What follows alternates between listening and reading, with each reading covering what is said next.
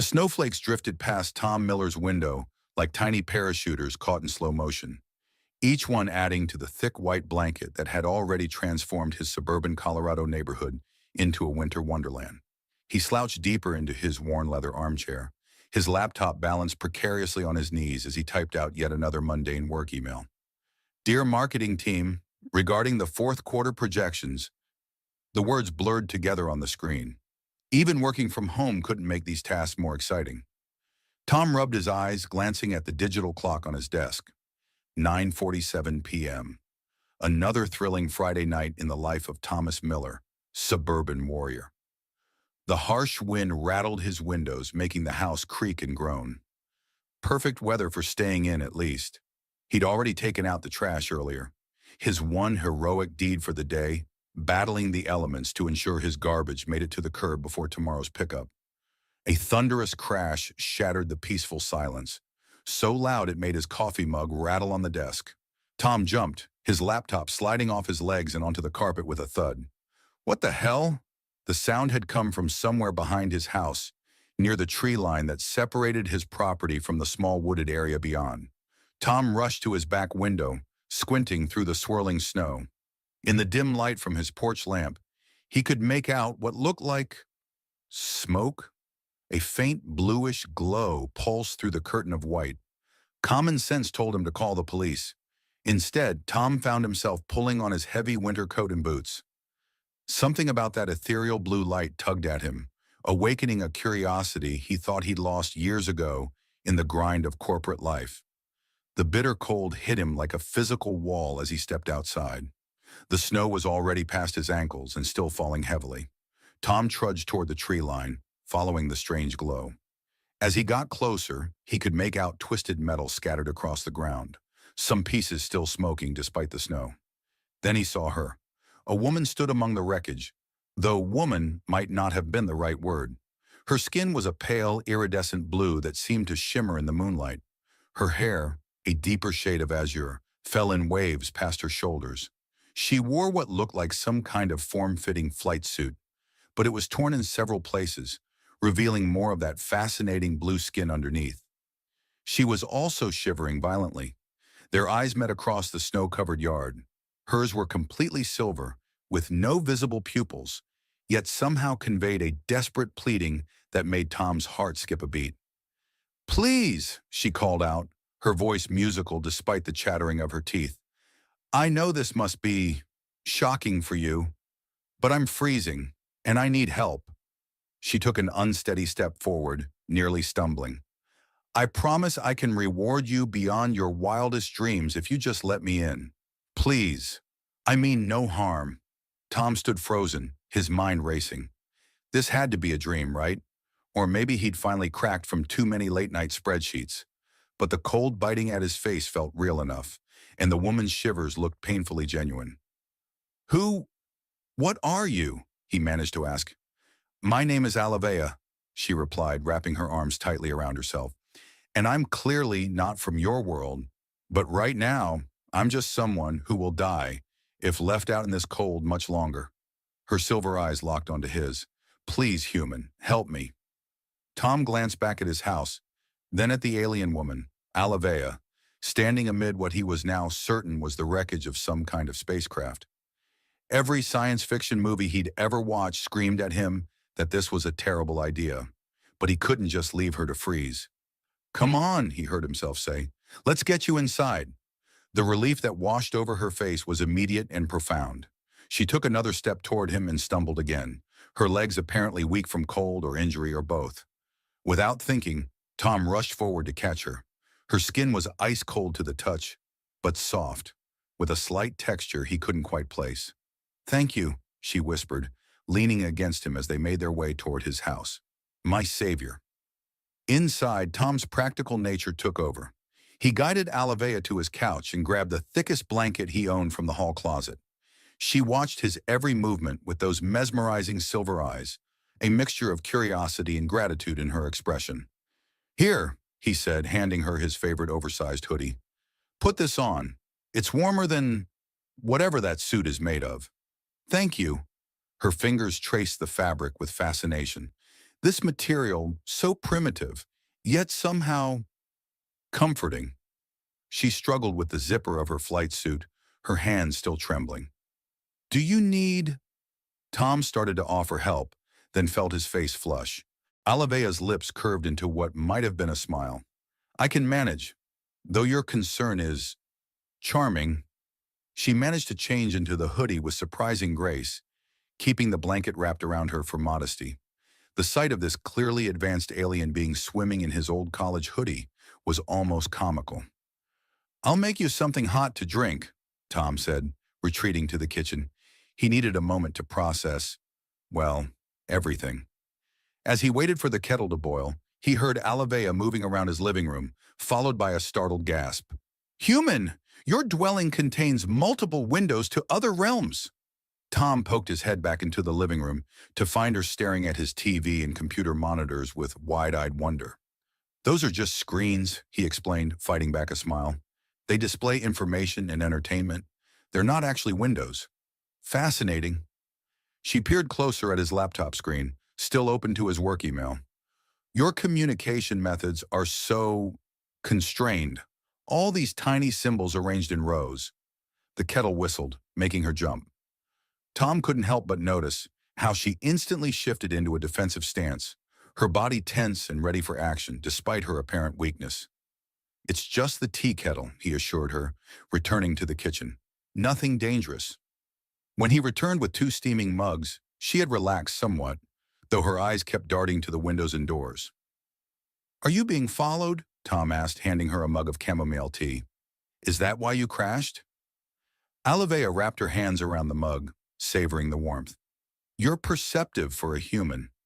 She took a careful sip, her eyebrows rising in surprise at the taste. This is pleasant. As for your question, she hesitated, studying his face. The less you know about my situation, the safer you'll be, though I suspect it's already too late for that. That's not very reassuring. No, I suppose it isn't. She took another sip of tea, then fixed him with those otherworldly eyes. Tell me, Thomas Miller, do you often invite strange aliens into your home? How do you know my name? It was on your screen window thing, and you're deflecting. Tom sank into his armchair, suddenly feeling exhausted. No, this would be a first for me, though I'm starting to wonder if I've finally lost my mind. Your mind seems perfectly intact to me, Alavea said, her tone softening, and remarkably kind, given the circumstances. She shifted on the couch, pulling his hoodie closer around her. I know this must be overwhelming. Finding me, helping me, it's more than most would have done. Most people don't get the chance to help stranded aliens, Tom pointed out. True. Something like amusement flickered across her face. But I've observed enough of your species to know that fear often overrides compassion. You chose differently. She leaned forward slightly, her silver eyes seeming to glow in the lamplight. Which makes me wonder, what kind of man are you, Thomas Miller? Just Tom is fine, he said automatically, thrown off by the intensity of her gaze, and I'm nobody special. Just an ordinary guy who apparently makes questionable life choices. I disagree, Alavea said. There's nothing ordinary about kindness in the face of the unknown. She set down her empty mug and stood, moving with an alien grace despite her earlier weakness. And as for your choices, she stepped closer to his chair, looking down at him with an expression he couldn't quite read. We'll see just how questionable they turn out to be. Tom's pulse quickened as Alavea moved closer, her silvery eyes studying him with unmistakable interest. The oversized hoodie had slipped off one shoulder, revealing the smooth curve of her blue-tinted collarbone. You have very interesting living pattern, she said, gesturing at his laptop and the stack of takeout menus on his coffee table. You live alone, work through your screens, and... She picked up one of the menus. Consume food brought by others. Are all humans so solitary? Not all of us, Tom replied, suddenly self-conscious about his bachelor lifestyle. Some people prefer more excitement. And you don't? Alavea perched on the arm of his chair, close enough that he could catch a faint scent like ozone and vanilla.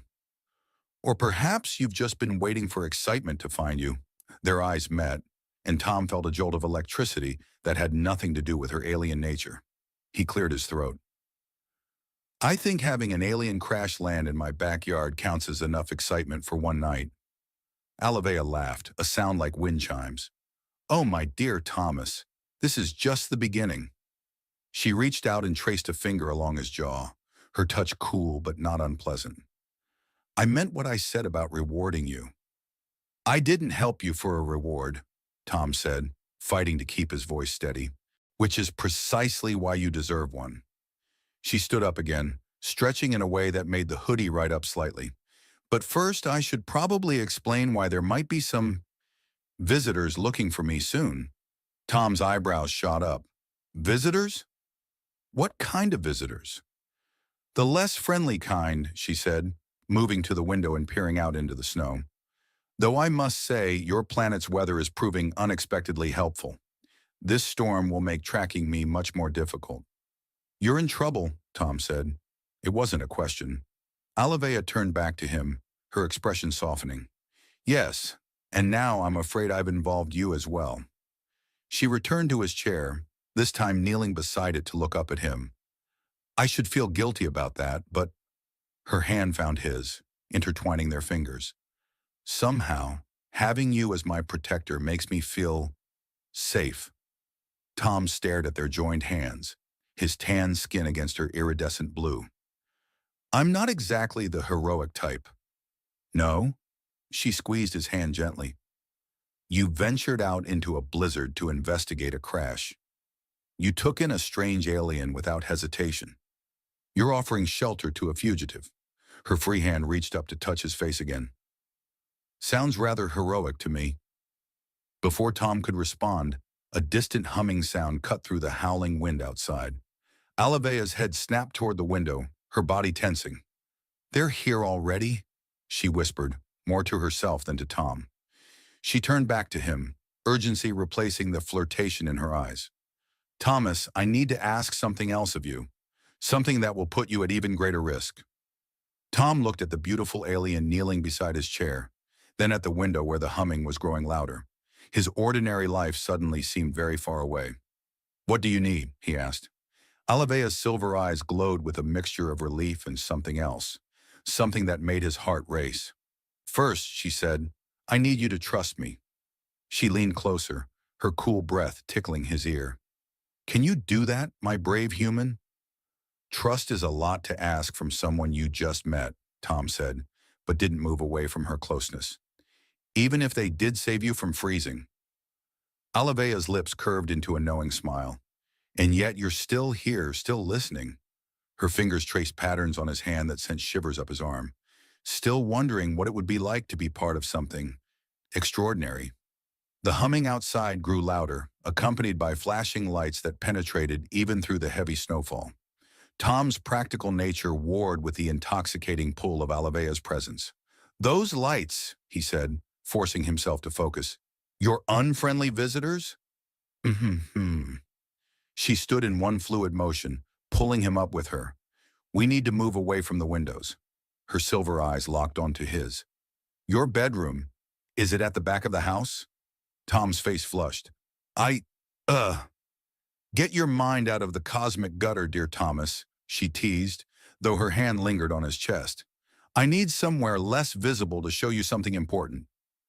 The humming outside peaked, and shadows passed across the windows. Alavea pressed closer to him, her body surprisingly warm now through the borrowed hoodie.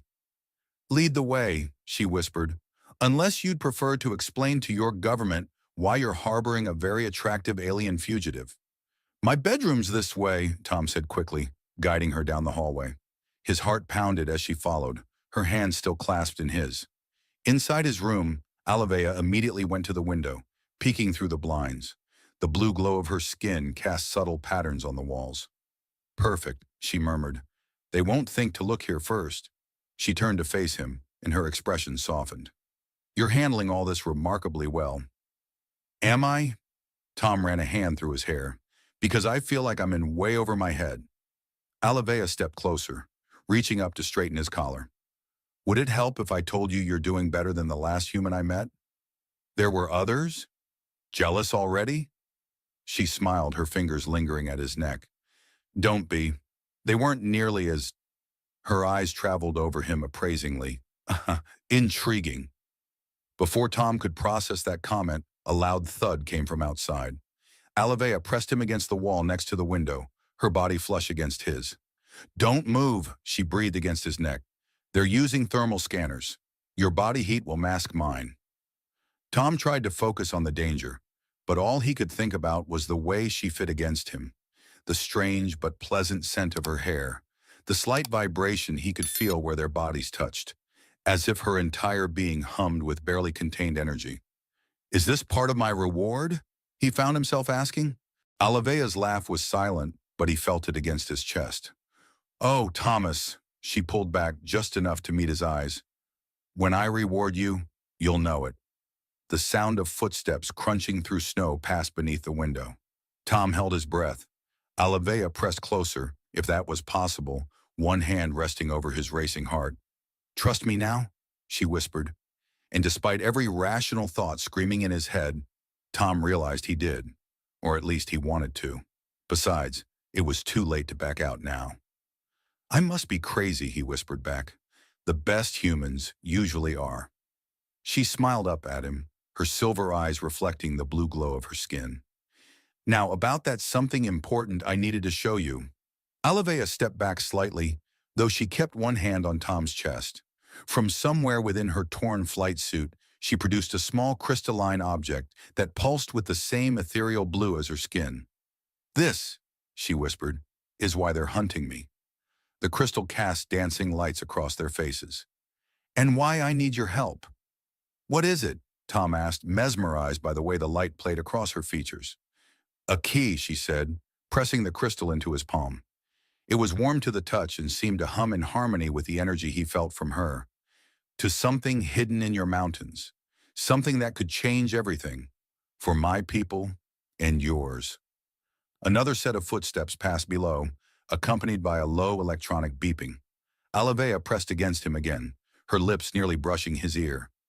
They're getting closer, she breathed. The crystal's energy signature will lead them right to us unless... She pulled back enough to meet his eyes. Do you trust me enough to try something rather... intimate? Tom's mouth went dry. Define intimate. She smiled, tracing a finger down his chest. I need to sync my energy signature with yours. It will mask the crystal's presence. Her silver eyes sparkled with mischief. It won't hurt. Much. That's not reassuring. No? She tilted her head, studying him. Would you prefer I said it might feel pleasant? Before Tom could respond, a bright light swept across his bedroom window. In one fluid motion, Alavea pushed him onto his bed, following him down. She straddled him, the oversized hoodie sliding off one shoulder. Sorry, she whispered, not looking sorry at all. But this works better with skin contact. She placed one cool hand on his chest under his shirt. The crystal, still clutched in Tom's hand, began to pulse faster. A tingling sensation spread from where she touched him, like electricity but softer, more intimate. Relax, Alavea murmured, her face inches from his. Let it happen naturally. The tingling intensified, spreading through his entire body. It should have been frightening, but instead it felt right. Like completing a circuit he hadn't known was broken. Alavea's silver eyes began to glow brighter, and he could have sworn he saw stars in their depths. That's it, she breathed. You're doing perfectly. The searchlight passed their window again, but this time Alavea didn't flinch. Instead, she smiled triumphantly. They can't detect us now, she said. We're in perfect sync. Tom became acutely aware of their position, of the weight of her on top of him, of the way the crystal pulsed in time with both their heartbeats. Is this part of the standard alien first contact protocol? He managed to ask. Alavea laughed softly, her hand still on his chest. Oh, Thomas, there's nothing standard about you. She leaned closer, her blue-tinted lips nearly touching his. Or about what happens next. The sound of vehicles starting up outside broke the moment. Alavea sat back, though she didn't move off him entirely. They're leaving, she said, cocking her head to listen. But they'll be back. We don't have much time. Time for what? She smiled down at him, taking the crystal from his hand and tucking it away somewhere. To plan our escape, of course. Her fingers traced patterns on his chest where their energy had merged. Unless you'd rather stay here and see what else we could synchronize. Tom woke to sunlight streaming through his bedroom window and the distinct feeling that something was different. The events of last night crashed back into his consciousness as he spotted the blue-skinned alien woman perched on his windowsill, watching the street below with predatory focus. "Good morning, my sleepy human," Alavea said without turning around. She traded his hoodie for one of his button-down shirts, worn like a dress. "Your planet's sunrise is quite beautiful, almost worth freezing for." Tom sat up, running a hand through his disheveled hair. After their energy synchronization last night, exhaustion had hit him hard. He'd offered Alavea his bed, planning to take the couch, but she'd insisted she didn't need sleep, just cellular regeneration time. "Any sign of our friends from last night?" he asked, joining her at the window. "Oh, they're out there." She shifted closer, her shoulder brushing his. "Look at the black SUV parked 3 houses down. Government agents, I'd guess. And there." She pointed to what looked like a small bird circling overhead. "That's definitely not local wildlife." "A drone?" "Mm-hmm. Probably scanning for my energy signature." She turned to face him, silver eyes glinting with amusement. "Good thing we synchronized last night." Tom felt his face flush at the memory. "About that?" "Yes." She stepped closer, trailing a finger down his arm. "Having second thoughts about harboring a dangerous alien fugitive?" "Are you?" "Dangerous, I mean." Alavea's playful expression softened. "Only to those who deserve it." She moved to his closet, rifling through his clothes with obvious curiosity. "Though I suppose that depends on your definition of dangerous. How about starting with why those people are really after you?" Tom watched as she pulled out one of his sweaters, holding it up to examine it. "The truth this time." She paused, then slipped the sweater on over his shirt. "The truth is complicated, and knowing it puts you at risk. I think we're past that point." "Fair enough." She settled onto his bed, crossing her legs. "That crystal I showed you? It's part of an ancient navigation system, one that could lead to technology your world isn't ready for. The people hunting me work for a group that would use that technology to, let's say, accelerate your planet's development. And that's bad because the last 3 planets they accelerated are now uninhabitable." Her silver eyes locked onto his. "I'm part of an organization that prevents that kind of interference, usually more successfully than this." Before Tom could respond, a low humming filled the air. Alavea moved with inhuman speed, pulling him away from the window just as a drone zipped past. "They're getting bolder," she muttered. She reached into her torn flight suit and pulled out what looked like a small silver disc. "This should buy us some time." She pressed the disc against the wall. It expanded, spreading a web of glowing lines across the surface that quickly faded from view. "Cloaking technology," she explained. "It will hide us from their scans for about 12 hours. Her lips curved into a smile. "Which means we have some time to kill." "Time to kill?" Tom watched as she continued exploring his room with cat-like curiosity. "Shouldn't we be planning our escape or something?" "We should," Alavea agreed, picking up a framed photo from his dresser. "But first, I need to understand more about you." She studied the picture. Tom with his college friends at graduation. "The better I know you, the better we can work together." She set down the photo and moved to his desk, picking up a chocolate bar he'd forgotten about. "What's this?" "Just chocolate." "You probably shouldn't." But she'd already unwrapped it and taken a bite. Her silver eyes widened with genuine wonder. "By the cosmic void," she breathed. "This is extraordinary." She took another bite, making a sound that was almost indecent. "How do you humans get anything done with this kind of pleasure readily available?" Tom laughed despite himself. "It's just candy." "Just candy," he says. She held out the chocolate bar. "Here, share this with me. Consider it part of my research." He took a bite, hyper-aware of her watching his every move. "Research into what?"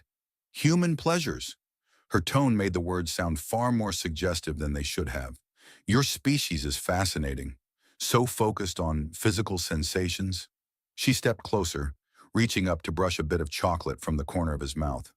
The way you experience things, it's different from my people. More intense. Tom caught her hand before she could pull it away. Is that why you were so cold last night? Your people experience things differently? Clever human. She didn't try to free her hand. We process sensations more efficiently. But since synchronizing with you, she pressed her free hand to his chest, right where she touched him last night. I'm starting to understand the appeal of inefficiency. A loud bang from outside made them both jump. Alavea moved to the window, pulling Tom with her to peek through the blinds. A group of men in black suits were going door to door, showing some kind of identification to his neighbors. Your government works faster than I expected, she murmured. We should probably start that escape planning now. Any ideas? She turned to face him, still holding his hand.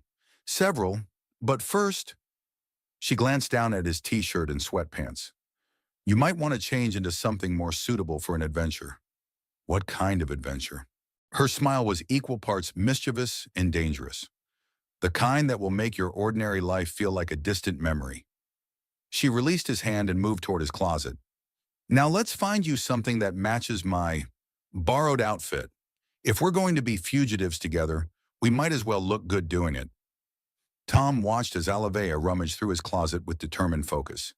She pulled out a black jacket and dark jeans, tossing them onto the bed.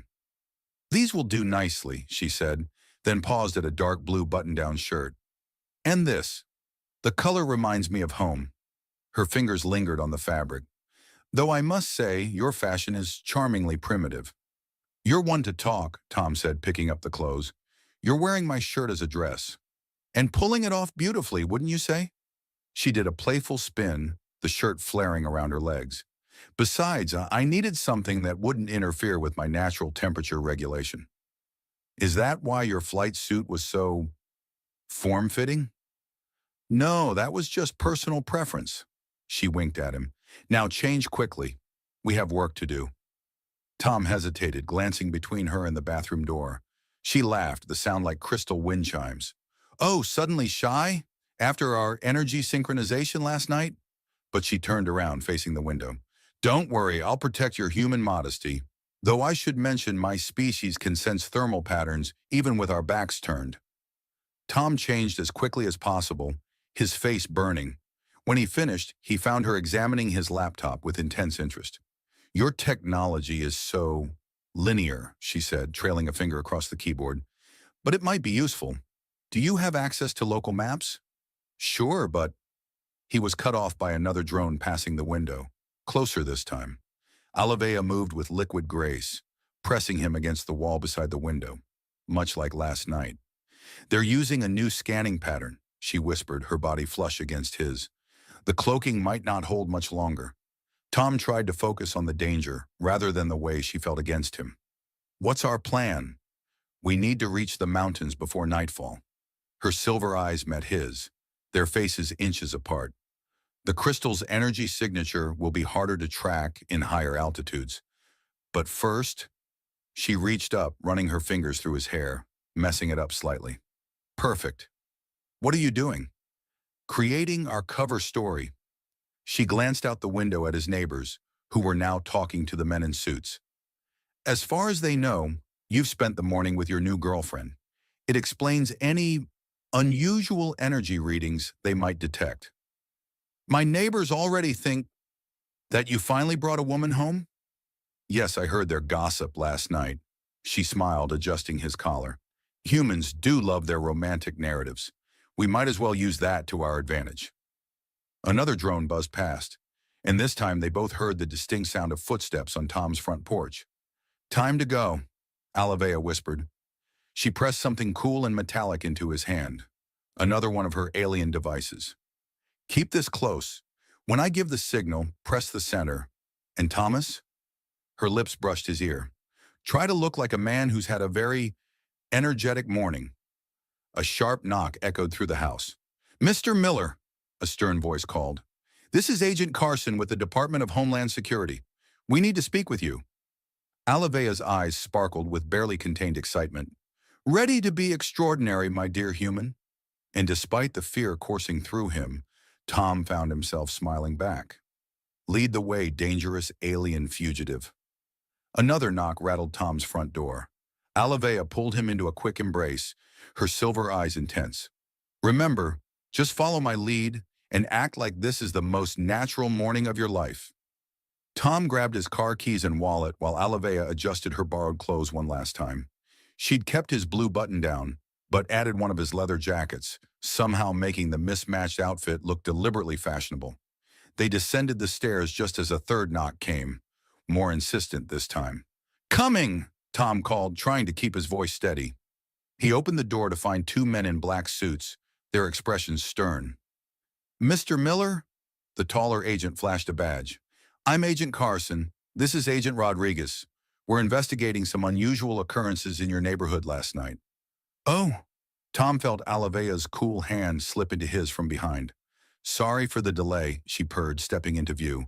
"We were occupied." The way she said it made Tom's face flush. The agent's eyes widened slightly at her appearance. Even with her alien features somewhat masked by what Tom now realized must be some kind of technological glamour, she was striking. "Ma'am," Agent Carson recovered quickly, "we'd like to ask you both some questions about—" A high-pitched whine cut through the air. All four of them looked up as a drone swooped low over the house, its scanning beam visible even in daylight.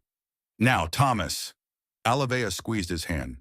Tom pressed the center of the device she'd given him. The world seemed to shimmer, and suddenly they were running past the stunned agents, who moved as if trapped in molasses. "Temporal displacement field," Alavea explained as they sprinted toward his garage. "It won't last long." They reached his old Subaru just as reality snapped back to normal speed. Shouts erupted behind them as the agents recovered. "Keys!" Alavea held out her hand. "I analyzed your vehicle's operation systems while you were sleeping." Tom tossed her the keys without argument.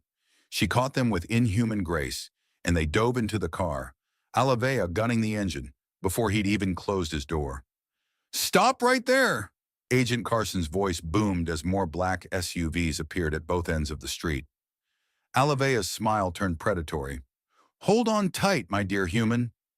She pulled something from her flight suit and pressed it against the dashboard. The car's electronics flickered, and suddenly the engine roared with power it definitely hadn't possessed yesterday. The Subaru shot forward with impossible speed, threading the needle between two government SUVs. Tom gripped his seat as Alavea took the corner onto Maple Drive at what should have been a fatal velocity. "Did you just upgrade my car?" he asked, watching his neighborhood blur past at terrifying speeds. "Just a small quantum enhancement." She handled the car like she'd been driving it for years, weaving through the quiet suburban streets with precision. "Your mechanical technology is charmingly simple to modify." In the rearview mirror, black SUVs gave chase, but they seemed to be having trouble keeping up. Alavea took another sharp turn, heading toward the old industrial district. "The mountain pass is north," Tom pointed out. "Yes, but first we need to lose our pursuit." She glanced at him, silver eyes sparkling with excitement. "Tell me about this area. What's the fastest route through?" Tom's mind raced through years of delivery driving during college. "Take the next right. There's a maze of old warehouse loading docks. Local kids use them for street racing." "Perfect." She threw the car into a drift that would have made those street racers jealous. "Any other useful shortcuts I should know about?" "There's an abandoned railway tunnel that comes out near the mountain trail." Tom pointed toward a deteriorating chain-link fence. "Through there." "Brilliant." She reached over and squeezed his hand. "See? Your ordinary life prepared you perfectly for this extraordinary moment." They burst through the fence just as two black helicopters appeared overhead. Alavea pressed another alien device to the dashboard, and suddenly their car seemed to ripple like a mirage. "Visual camouflage," she explained. "Won't fool their advanced sensors for long, but—" A bright energy beam sliced through the air where they had been seconds ago. "Was that—" "Not your government." Alavea's expression hardened. "Those would be my other pursuers, the ones who want the crystal." She guided their now invisible car into the shadows of the warehouses, weaving between old shipping containers and forgotten machinery. The helicopter's searchlights swept back and forth, accompanied by more energy beams. The railway tunnel is just ahead, Tom directed, but it's been sealed for years. Not a problem. Alavea pulled one more device from her seemingly endless supply. Remember how I said I'd reward you for helping me? Kind of busy running for our lives right now. True. She laughed, the sound somehow both delighted and dangerous. But watching what happens next is part of your reward. You might want to close your eyes. She pointed the device at the tunnel's sealed entrance. There was a flash of blue-white light, and suddenly the concrete barrier simply ceased to exist. Did you just temporarily shifted it into another dimension? She gunned the engine, plunging them into darkness. Don't worry, it will reappear once we're through. Should give our friends something solid to crash into. The tunnel was pitch black, but Alavea drove as if she could see perfectly, which Tom realized she probably could. The sound of their pursuers faded behind them, replaced by the echo of their own engine. So, Tom ventured after a moment, about that crystal and the artifact we're looking for. Ah, yes. Her voice softened. I suppose you deserve the full truth now. She was quiet for a moment, navigating through the darkness. The artifact isn't just technology, it's a choice. What kind of choice? The kind that determines the fate of worlds. She reached over and took his hand again, her skin cooler than before. My people, we're dying, Thomas. The crystal leads to something that could save us, but using it would accelerate your world's development, not as destructively as our enemies would, but still faster than your natural course. Light appeared at the end of the tunnel. Actual daylight this time. The mountain road stretched ahead of them, winding up into the snow-covered peaks. And you're trying to prevent that? Tom asked. I'm trying to find a third option. She squeezed his hand. One that doesn't require sacrificing either world.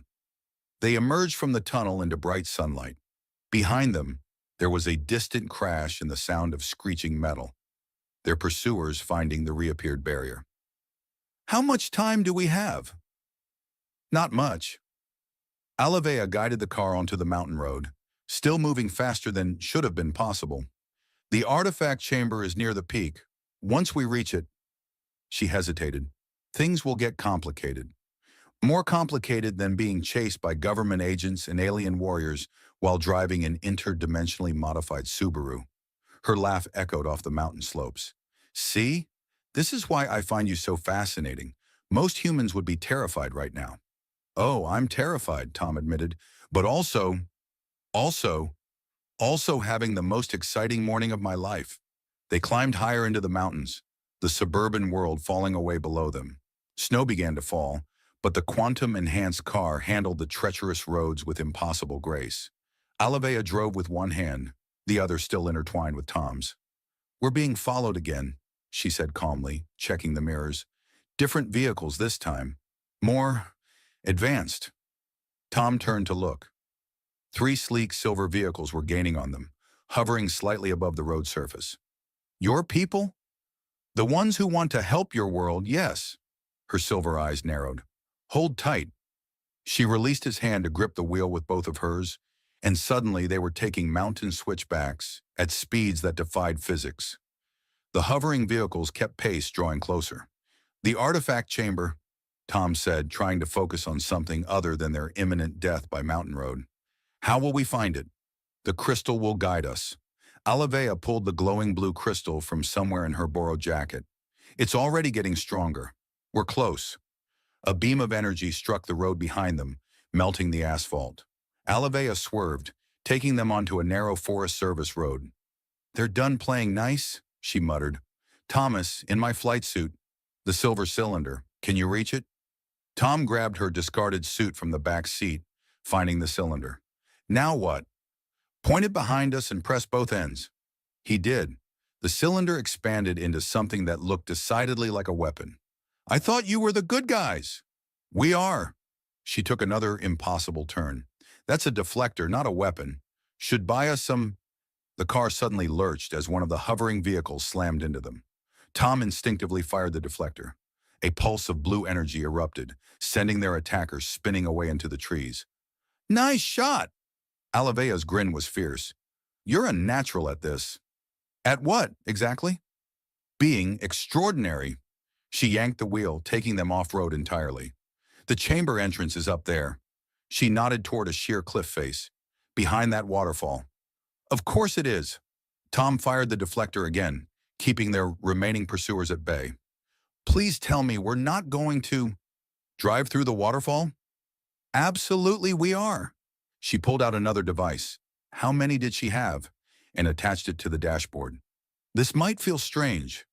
The car's exterior shimmer changed, taking on a bluish tint. They burst through the waterfall as if it wasn't there, plunging into a hidden cave beyond.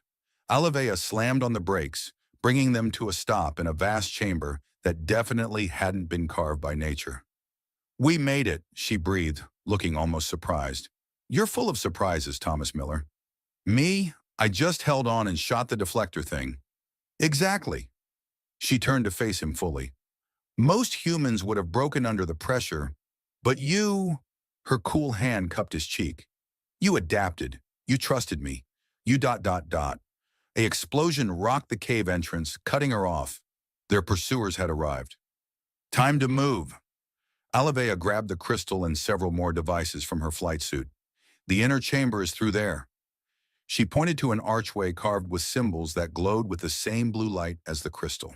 They ran toward it as energy beams began cutting through the waterfall. Once we're inside, Alavea said as they ran, you need to know something. The artifact, it's not just technology. It's a choice. You said that before. Yes, but... She stopped suddenly, pulling him into an alcove as their pursuers entered the cave. Thomas, look at me. Her silver eyes seemed to contain entire galaxies as she held his gaze. Whatever happens next, know that meeting you, it changed everything. You showed me there might be another way.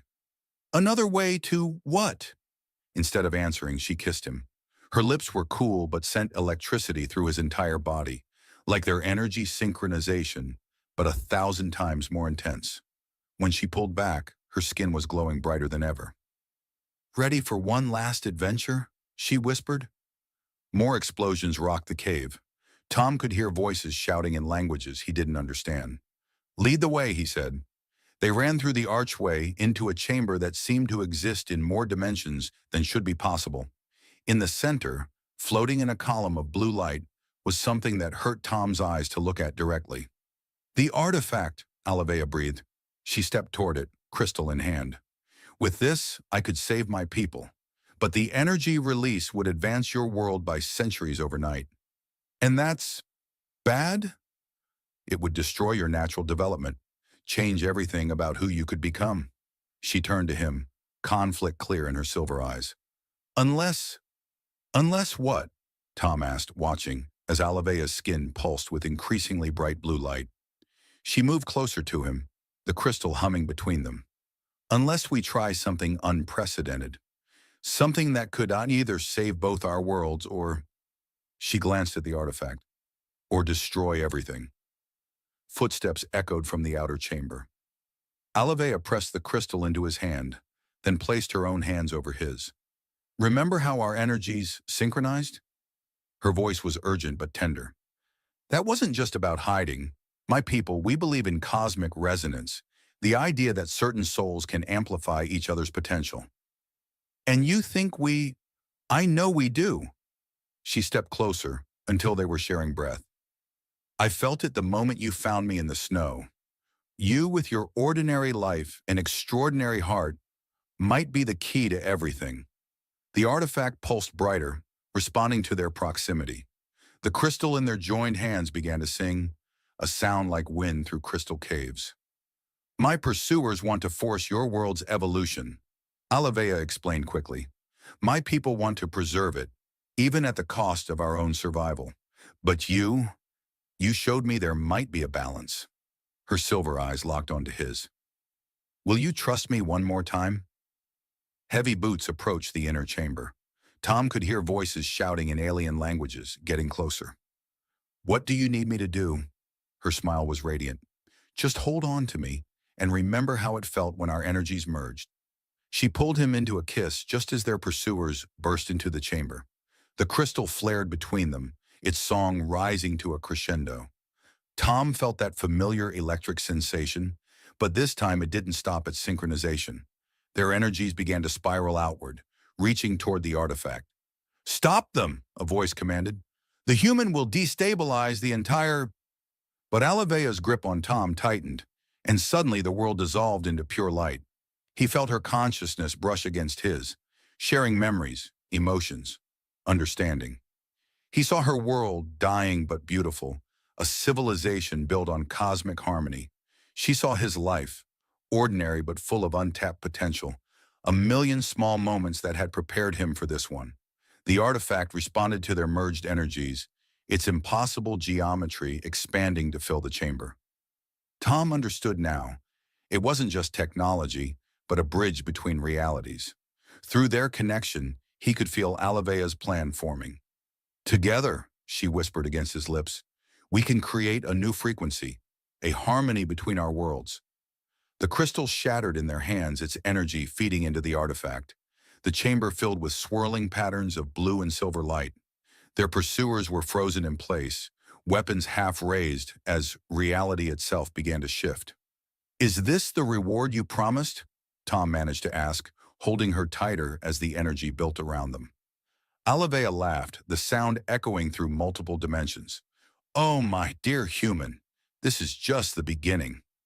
The artifact pulsed one final time, and Tom felt the universe restructure itself around their merged resonance. When the light faded, their pursuers were gone. The chamber had changed, its geometry now reflecting both human and alien mathematics. "What did we just do?" Tom asked, still holding Alivea close. "We created a bridge." She touched his face in wonder. "A permanent harmony between our worlds. My people can survive without forcing change on Earth, and your world can develop at its own pace while learning from us naturally." Her smile turned mischievous. "Though I may have encoded a few personal modifications into the new frequency." "Meaning?" "Meaning I can visit whenever I want." She kissed him again quickly. "After all, I still owe you that reward." But even as she spoke, her form began to fade slightly. Tom could see the artifact's light shining through her. "You're leaving." "For now." She pressed something small and cool into his hand. A new crystal, this one pulsing with both blue and silver light. "I have to help my people understand the new harmony, but this will let you know when I'm coming back." Her smile turned wicked. "And I will be back, Thomas Miller." "Often. How will I explain all this?" Tom gestured at the chamber, which was already beginning to seal itself.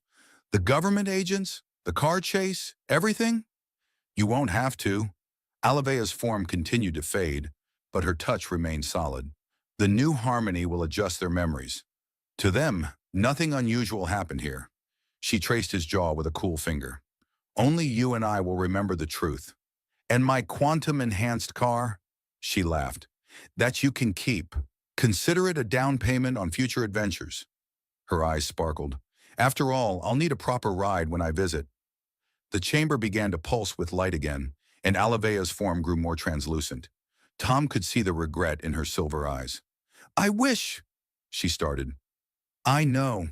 He pulled her close for one last kiss, feeling the electric spark of their energies connecting even as she faded. "Go save your people. I'll be here." "Such confidence," she teased, though her voice was growing distant.